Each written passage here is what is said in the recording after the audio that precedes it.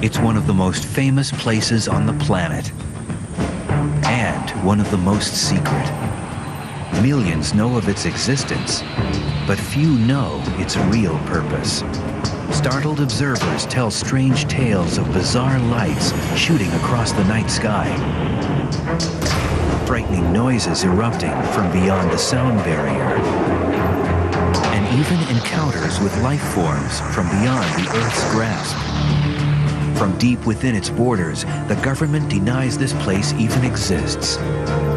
But now, a determined team of expert investigators is hell-bent on finding out the truth. What are they hiding? Who are they protecting? And how far are they willing to go to conceal the secrets of Area 51?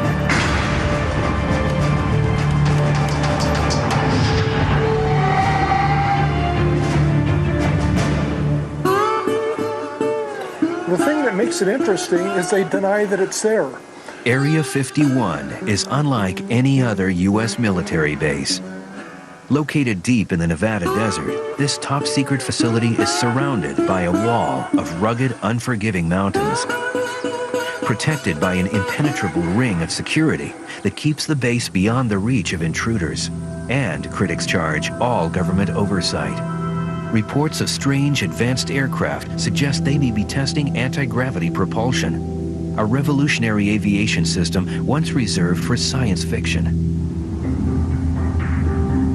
Chuck Clark may be the world's foremost authority on Area 51. As a professional astronomer and aviation hobbyist, he's always had a fascination with the base, which the U.S. military claims is simply an aircraft test site. In the remote Nevada desert, the tiny town of Rachel is the closest most people get to the high-security base called Area 51. It trades on wild claims of UFOs, but many think the government encourages alien theorists to propagate myths about Area 51 in order to discredit legitimate watchdogs.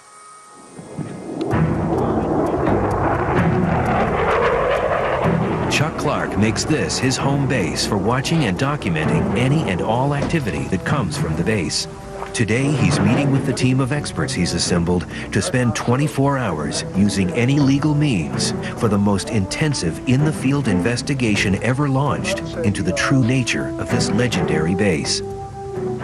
Their mission, to launch a 24-hour, round-the-clock, up-close investigation of Area 51 and discover what the government is hiding inside the walls of the world's most top-secret military base. This is Area 51, guys. This is a satellite image of the base. Sort of gives us an overall view of what's out there. Each man brings with him a unique base of knowledge and skills. Guy Norris is an award-winning military aviation reporter. He's been studying top-secret airplanes and air bases his whole career. I think the interesting thing is from an FAA chart, as you can see, there's absolutely no indication whatsoever of any runways at all on the map within that restricted area. So obviously on the map itself, as far as the rest of the world is concerned, there is no runway here, although quite obviously the reality is very different. Military communications specialist Bob Grove has been studying the base's radio system. There are several hundred frequencies active out here. I brought a scanner out, going to do some listening and see if these are really as active as they seem to be. Private Detective Mike Johnson has already been on the case. The security measures are far more than just the remoteness and it's being so desolate and out in the middle of nowhere. And he knows that at any high-security military base, guards are well armed, and at Area 51, they are ready to use deadly force if anyone breaches the perimeter.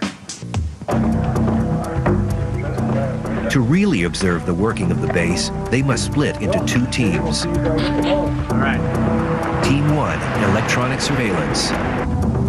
Mike and Bob will circle the base's perimeter, checking out the elaborate security system up close. They'll try to watch the people who will be watching them, and using radio scanners, they will go beyond the barbed wire and guardhouses to eavesdrop on Area 51. Team number 2, visual surveillance. Chuck will lead Guy to the top of Tikaboo Mountain. It's the only vantage point of the base that hasn't been taken over by the military. Chuck will aim his astronomical telescope not at the stars, but at Area 51. For Chuck, this trip is the most important of dozens he's made to photograph Area 51 and its operations.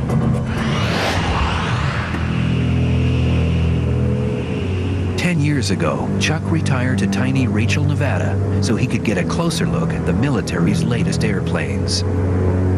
But the more Chuck peered beyond the walls of Area 51, the more he saw that the base was operating according to its own rules, under separate command, out of view, and above the law.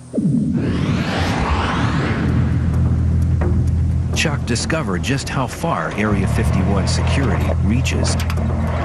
One day, Chuck was hiking in the desert when he stumbled on what he thought was debris from a crashed airplane.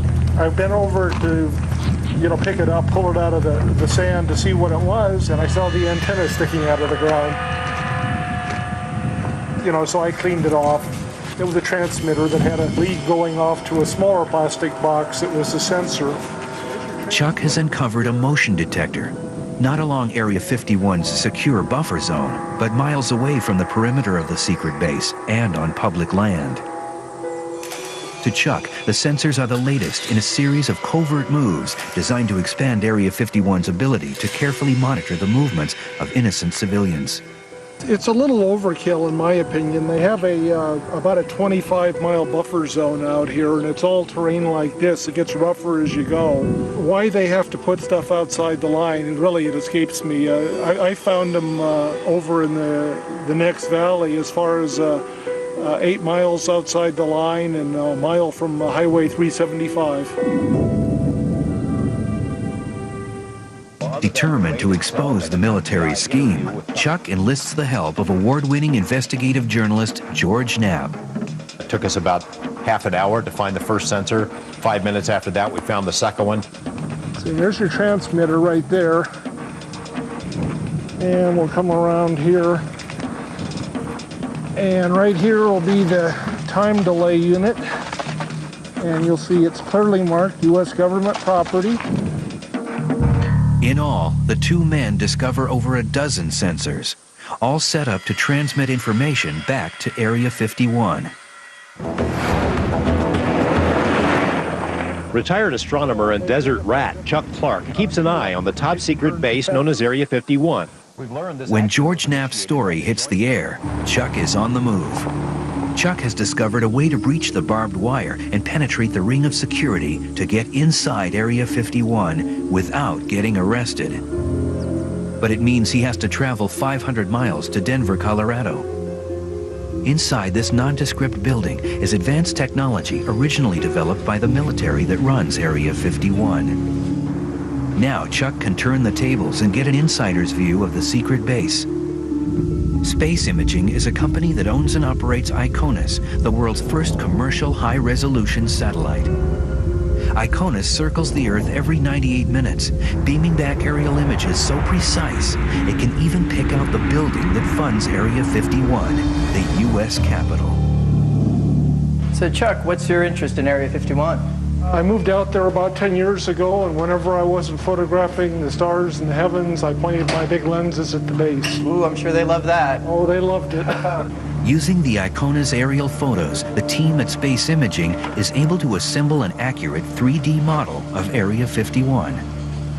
The U.S. government may not like Chuck, but they can't stop Space Imaging from giving him his first real peek inside the ultra-secret base. Oh, boy.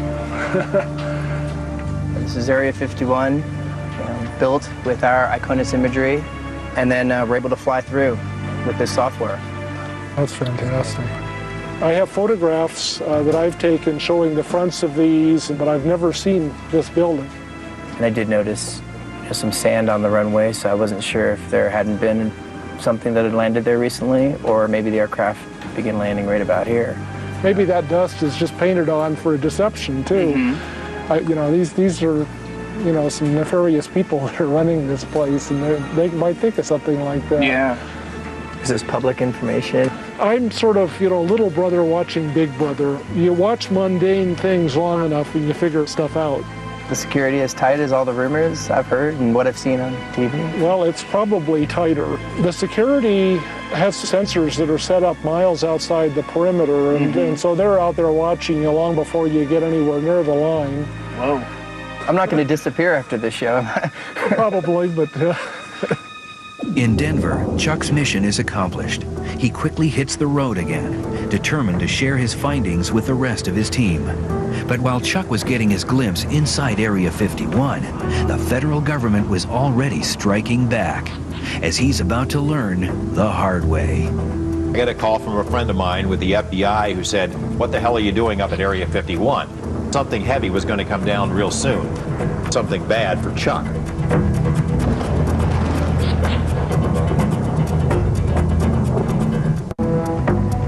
In the remote Nevada desert, Area 51 is a secret military test site. It sits protected from prying eyes by a 25-mile buffer zone, mountains, and an inhospitable terrain. 2 teams of investigators are on a stakeout, documenting everything they see and hear. If all goes as planned and base security doesn't interfere, they'll reconnoiter 24 hours later.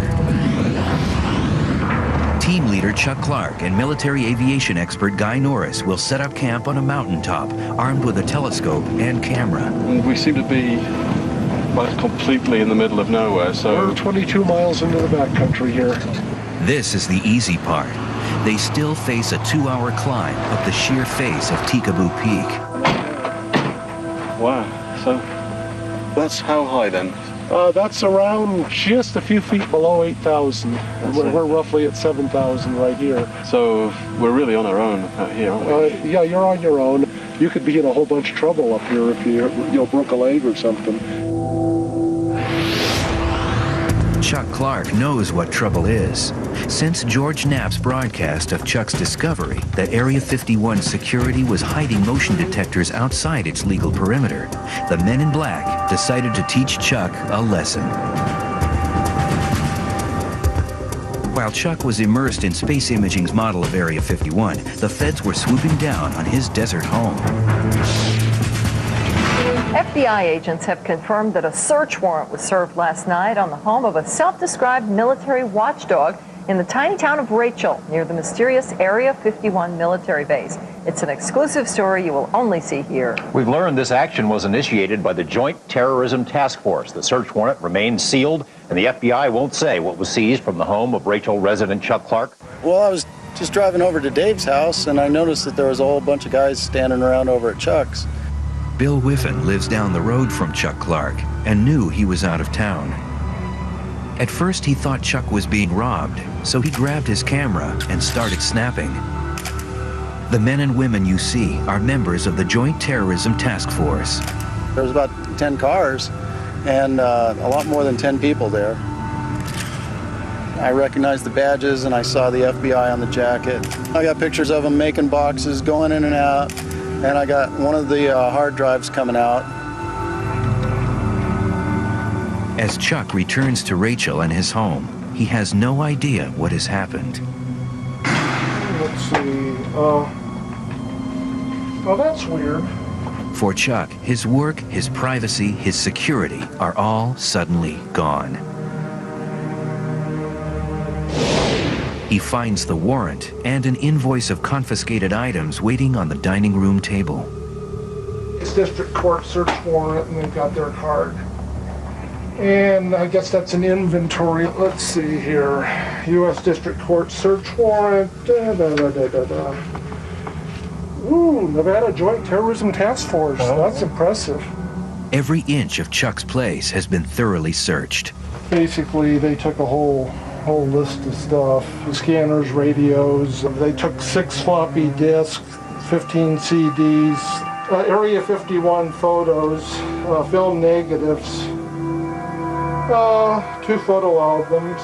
They took the monitor. I don't know why the hell they take a monitor. What information is in a monitor? The phone. Word spreads quickly. Calls come from friends and neighbors. Hello? Oh, I understand some feds visited my place while I was gone. No, I haven't been disappeared yet. That'll be tonight. I'm doing things I know they don't want me to do, but I'm not doing anything illegal. You know, I think they resent the fact that we're starting to publicize their sensors on public land. Now, the message they were trying to send to him was knock it off. I know what I can legally get away with, and I know what I can't get away with, and I push it right to the edge, but I don't go past that edge. And that's what's got him so irritated, that I'm not intimidated by him. I get right in their face with the camera lens. Aware that the government is investigating Chuck, his other teammates, security expert Mike Johnson and audio expert Bob Grove, take up their part of the mission. They are just 2 miles from the rear entrance to Area 51, and they're certain that security can see them coming. There's several ways that they can sense, of course. I'd imagine they're listening to us right now. Well, it could be. They're certainly watching us, but I'd imagine they're listening pretty close. Fence line right up there.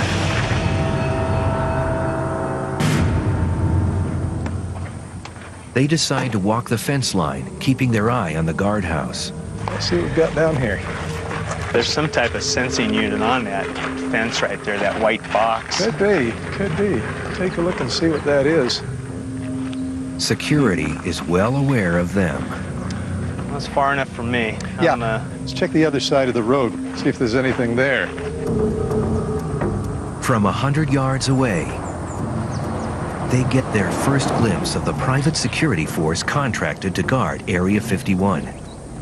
Known to insiders as the Camo Dudes, so called because of their desert camouflage uniforms. Bob and Mike want a closer look, but they know one step over the line would put their mission in jeopardy. This is not the time to test the boundaries. I don't want to end up in jail. Yeah. Mike and Bob make a quick strategic retreat.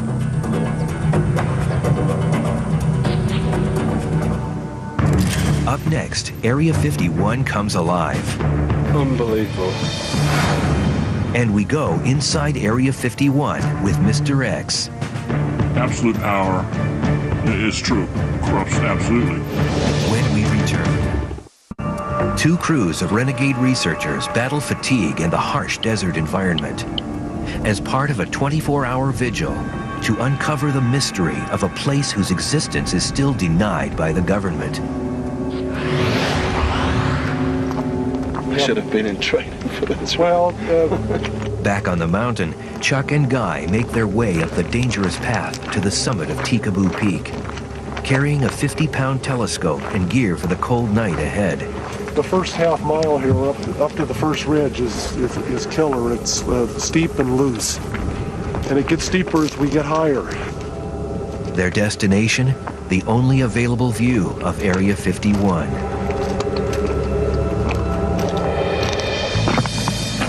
Well, here we are up top.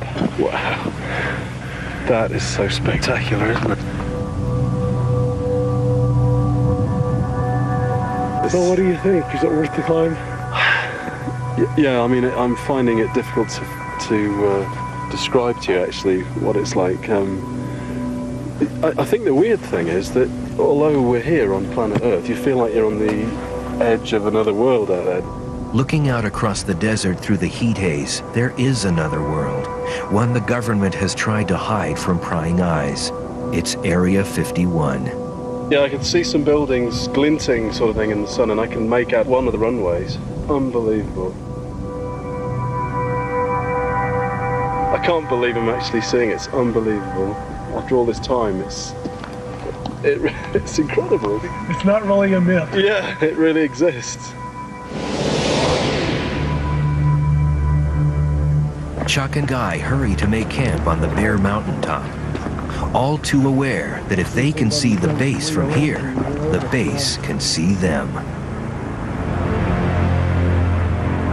They're 26 miles away and must rely on Chuck's telescope and telephoto camera to let them spy on and document any activity at Area 51. With the eyepiece in place, it will give us about a 50-power look. Oh, yeah. Both men know Area 51 exists to test the ultra-secret new technology right out of science fiction. In terms of what could be going on there, There's been a growing speculation that anti-gravity propulsion, this sort of so-called holy grail of aerospace, could be on the verge of becoming reality. There are quite a few stories about things that seem to be anti-gravity, and I've seen a few things over the years also. Like what? Objects that rise slowly and sort of hang motionless for minutes at a time and then suddenly dart halfway across the sky in a second or two and stop instantly, or make a high-speed V-turn. That's incredible, isn't it? You never know what you're going to see. They're testing all sorts of things here. On the desert floor, disguised as campers, Bob Grove and Mike Johnson are setting up to monitor anything coming or going inside Area 51. They won't be able to see directly into Area 51, but Bob will be able to monitor any transmissions. If there is a presence of phenomena of any type, it can be measured in a physical sense, and there are a variety of test instruments that can do that. For example, this little device, turn it on here. You hear that little chirping sound. This indicates that we have transmitters on, and you and I happen to know that we have because each of us is wearing one. It's our little wireless microphones. Right. With monitors set, Bob and Mike settle in for a long night of listening.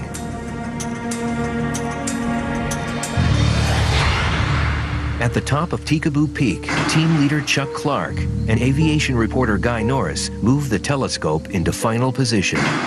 When something happens, if something happens, they'll only have seconds to react. It's a moonless night tonight, right? So that's better for the chances, the potential chances of something happening. It increases the potential chances. They don't want a chance silhouetting against the moon, so the less moon there is in a night, the more likely they are to test. It's almost 2 a.m. Electronics specialist Bob Grove and security expert Mike Johnson are encamped just outside the base's border. Here, and if the signal comes on, it will make us... Bob's high-tech radio equipment will monitor any ground or air activity at Area 51. Stay on there, and if I want to monitor that, we're particularly interested in looking for signals that pop up in this frequency range, because this is a federal government range. One is in the 160 megahertz to 170 megahertz range, and then we go a little bit higher, where military aircraft in the 225 to 400 megahertz range. What they hear is the actual sound of Area 51. 65 on Fox 4. Bob adjusts the frequency. What's that chatter that we're hearing there on the radio? That's security. Okay. Talking about us? Could be. Mike and Bob suspect they're being monitored by Area 51 security. They will ride out the night waiting to see if they'll be hassled by the legendary security team.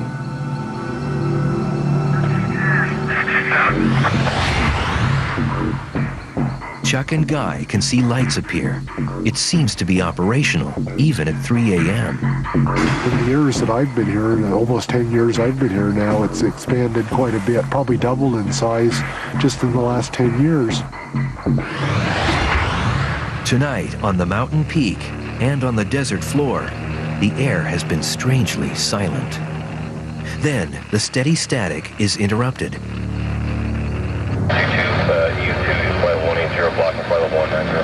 Bob struggles to keep the frequency in range. We have now a number of military aircraft air-to-ground frequencies active, indicating they've got something in the air, as well as ground control frequencies. That something is moving at an incredible speed, straight toward Guy and Chuck.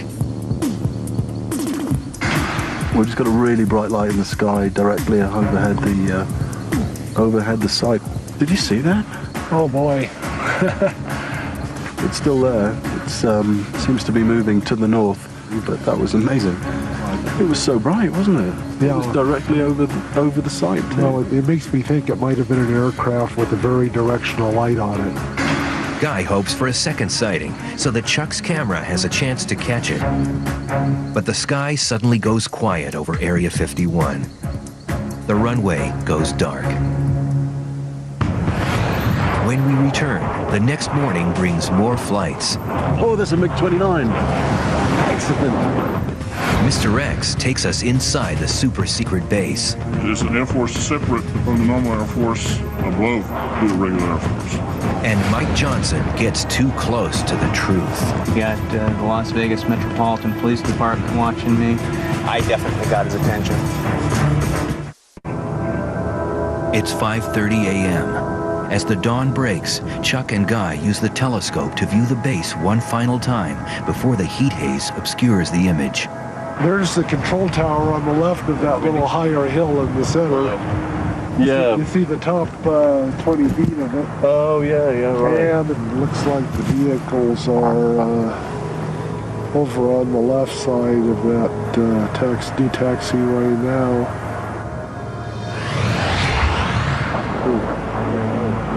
For Mike and Bob on the desert below, Here it comes. 15,000 feet above their heads, Area 51 comes alive.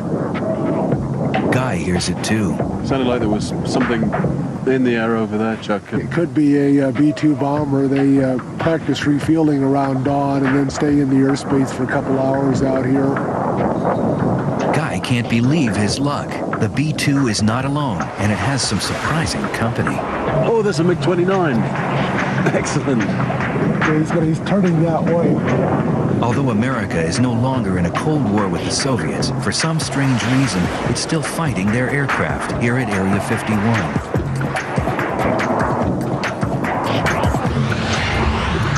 In the valley below, Mike and Bob suspect they have been watched all night by base security. They are ready to meet with Chuck and Guy, but have one last place on the map to check.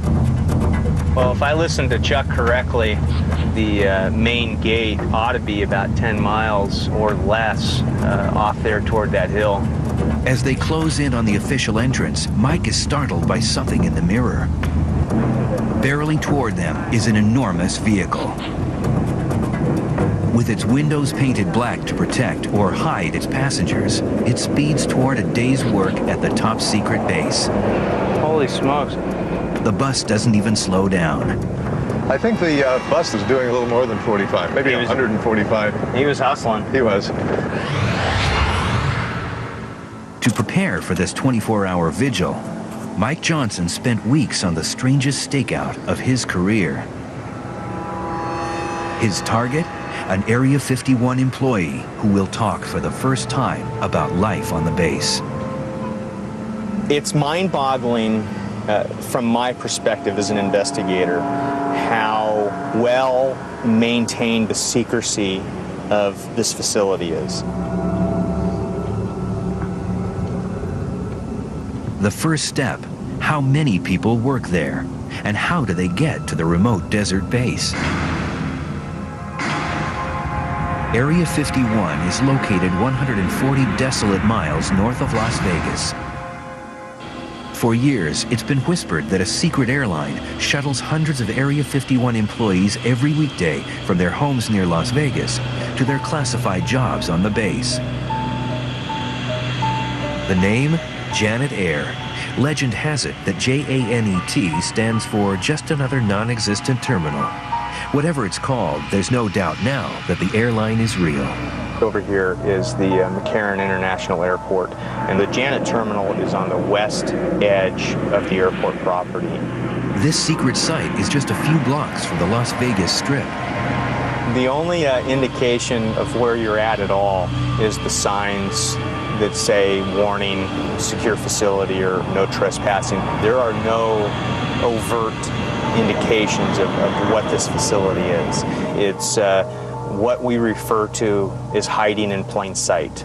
During his stakeout, the first thing he notices is something that Janet airplanes don't have. There is no identifying markings on those aircraft with the exception of the tail number. All aircraft have a tail number with the exception of military aircraft, which would indicate to me that they are privately held aircraft. Using his investigative skills to run down the tail number, Mike knows these planes are owned by EG&G, a huge government contractor. One of the Janet flights just loaded up, moved out onto the tarmac, and should be taking off here any second. They typically don't leave them in the holding pattern too terribly long. They get him out onto the active runway and get him out of here pretty lickety split.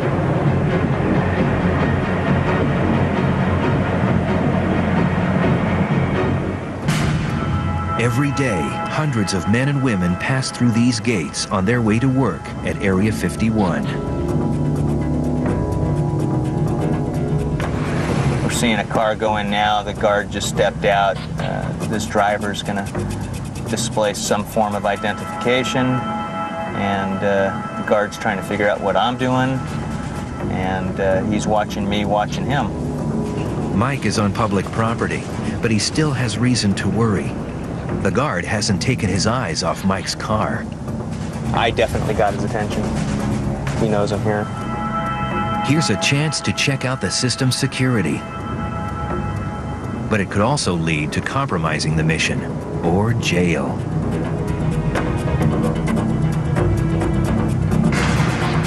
Here's the white security pickup truck. Got Janet Terminal Security watching me. I've got the Las Vegas Metropolitan Police Department watching me. And I'll be stunned if a marked or an unmarked unit doesn't come up and try and ID me here any second. The net gets tighter on the ground and in the air. Here's a helicopter overhead. The best way to continue the investigation is to get away fast and come back when things cool down. Coming up next, the 24 hours are almost over. No trespassing beyond this point. Photography of this area is prohibited. Mike Johnson is hot on the trail of an Area 51 vet. The lives were put at risk just to keep the nature of this place secret. Time is running out, but Mike and Bob know they're close. I see orange markers on the hillside there, and that's what Chuck said delineated their boundary. And there's some type of unit sitting up there, and here's the boundary right here. Yeah, there we are. This is as far as I want to drive. This humble stretch of road is one of the most secure spots on the planet.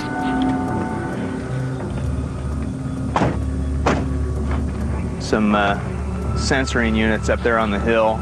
Looks like it, yeah, the big one on top especially. People who have crossed this line have been arrested, interrogated, stripped of cameras, phones, even their clothes.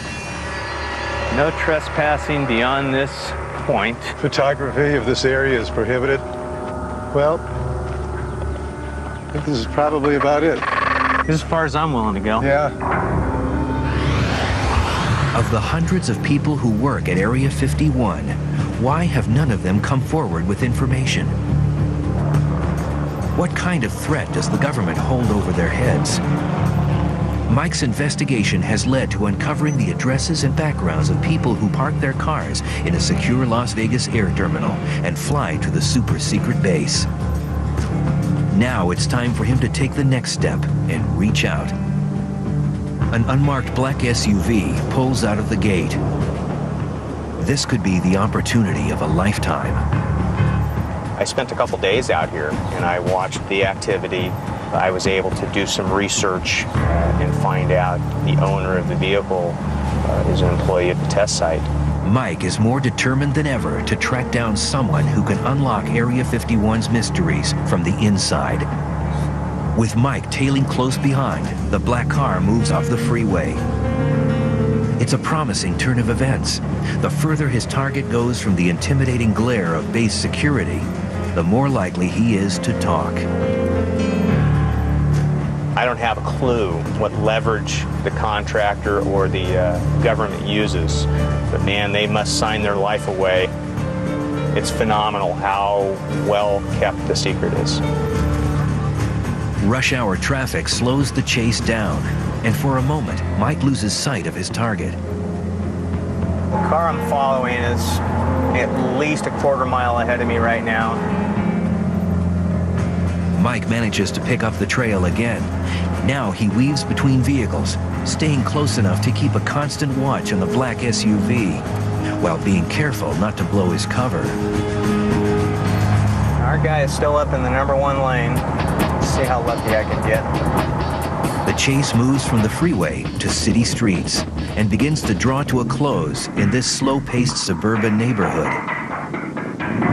These people are your average middle class, upper middle class folks. They're your next door neighbor, the parents of your children's best friend. They just happen to have a super secret job. We'll see what happens here and then go knock on the door.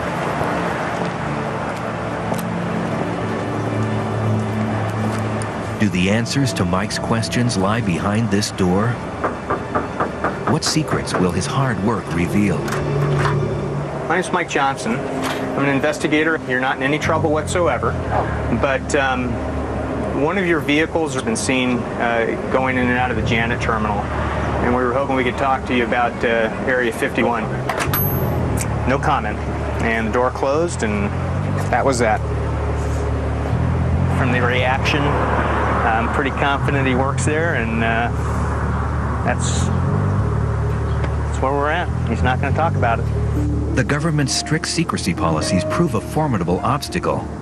But Mike's patient and more determined than ever to find someone who will talk to him. I am going to have to do some substantial digging to identify a disgruntled type employee that's willing to talk or even acknowledge their participation with Area 51. Back in Las Vegas, Mike Johnson's search for an Area 51 insider is picking up steam. A tip from an inside source has brought Mike to this nondescript hotel. If his information is correct, waiting upstairs to speak with him is a former employee of Area 51. I worked at Area 51 for approximately 14 years, and through the 1980s and the early part of 1990s. Success. The man is apparently willing to talk, but only if his name is not used, his face hidden, and his voice disguised. Lives were put at risk, careers were jeopardized or terminated just to keep the nature of this place secret. Mike spent hours and hours staking out Area 51's commuter airline, Janet Air. Here's someone who flew it 5 days a week. After you'd arrived at McCarran, you were to go park your vehicle, walk inside the terminal where you would surrender your baggage to ensure that you weren't carrying any tape recorders, cameras, things of that nature. Mr. X confirms the accuracy of Chuck Clark's satellite 3D model. This is the base he worked on. That is absolutely correct. Absolutely right. Mr. X says fear, more than anything, pervades every aspect of life and work on the base. Security for the personnel was far greater than what you see on the outside. If you made a call home, you had to be very careful as to what you said to your wife or your children, as to divulge where you might be, when you might be coming home, what method of travel you might use. What sort of work warrants this kind of secrecy and security? It's a test facility for experimental aircraft. Okay. Simple as that. The United States has projects that are deemed classified for one reason or another, and they are tested and proven at that particular location. But Mr. X says Area 51 is unlike any other Air Force base. It is an Air Force separate from the normal Air Force, absolutely. And the attitude of the individuals up there is, yes, we are not the regular Air Force. We're somewhat above the regular Air Force. He says those who run Area 51 regularly risk the lives of their own workers. Absolute power is true, corrupts absolutely. And these individuals up there are definitely operating, like the apocalypse now, operating without any decent human restraint. They're on their own mission. Moreover, Mr. X says anyone who challenges that mission is dealt with swiftly. This individual that I knew expressed grave concerns over personnel being exposed to toxic chemicals, hazardous waste, if you will. He was told that basically the project was behind the curve. They needed to expedite its completion, and that kind of information would be kept from those personnel. And when he challenged that, he was dismissed, removed from the base. Mr. X is well aware of the risks of talking, but he says that unless the truth comes out, corruption could very well destroy the base's very real military functions. I think there should be a congressional investigation of the place.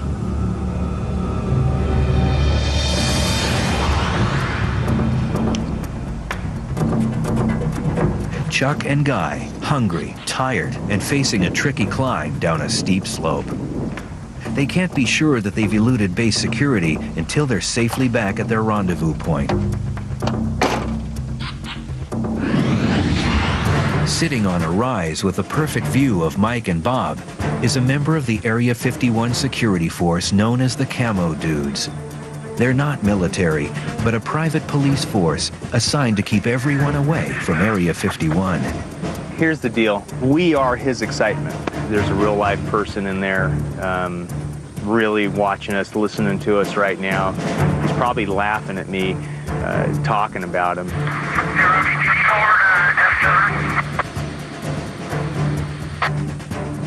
Still a lot of activity on the security channels.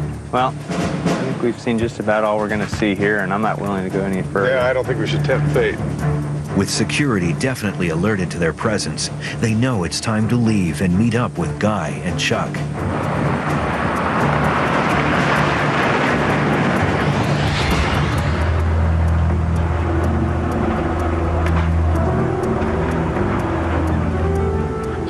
Hey guys. You guys as tired as we feel? Good night. How are you? See you.